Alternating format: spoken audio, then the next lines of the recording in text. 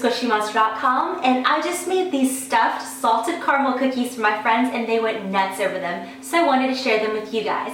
They're brown butter stuffed with caramel and sprinkled with sea salt, and they're matured and aged cookie dough. It is the best cookie I've ever had, and I hope you guys think so too. To begin, I want to take a stick of butter and melt it and let it simmer and bubble away until it kind of takes on flecks of amber and becomes like this nice dark beige color almost.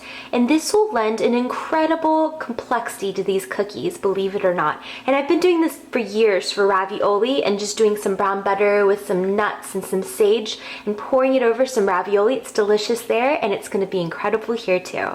Here's what my browned butter looks like. I just turned off the heat, and you can see that it picked up a lot of those little brown bits, and it's a different color altogether. It's a lot tanner than it was that creamy sunny yellow, and this is going to be perfect in our cookies. So you just want to set it off the heat and let it cool. I want to sift together my dry ingredients. So in my bowl I have some unbleached all-purpose flour, and I want to sprinkle in my fine salt and my baking soda, and sift that and put it aside and work on your wet ingredients. So in here I have 2 sugars. I have brown sugar with a little bit of molasses and some granulated sugar, and then I want to slip in my browned butter.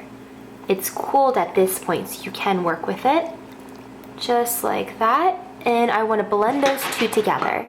As my mixer was whirling around, you could really smell that nuttiness of that brown butter wafting up.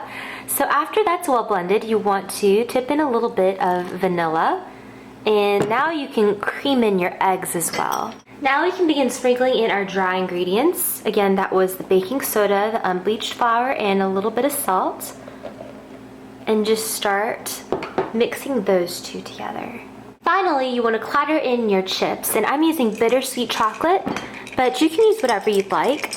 And I'm just tumbling them in, and you want to fold them in by hand because a mixture will break them, and you don't want that. You want them pretty intact. You want them to melt in your mouth. So just fold them in, just like that.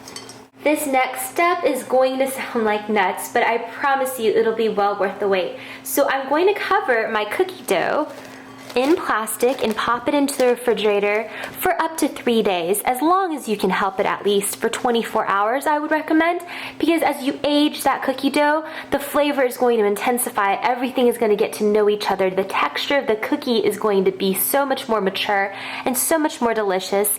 I promise you it'll be well worth the wait, so don't hate me because you'll really be thanking me later.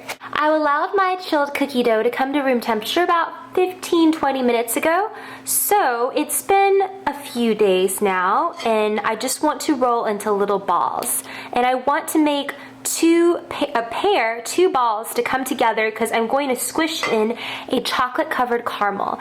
And you can use just straight up caramels, but I found that these chocolate covered caramels really are not going to set so hard when they're at room temperature, so you can just bite into it. It'll be fudgy and gooey.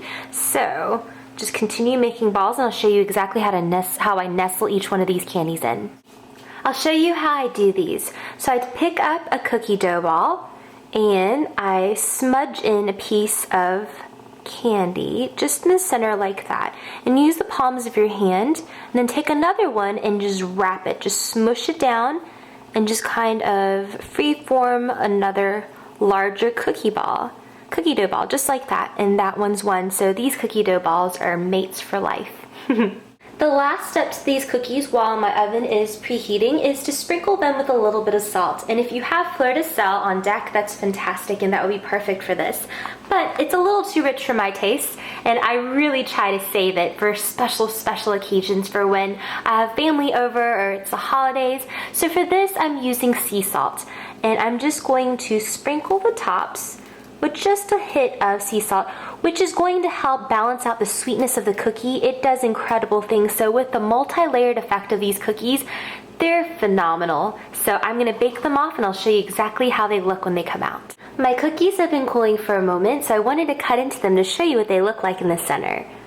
Let's cut into this little baby here and see what he looks like inside.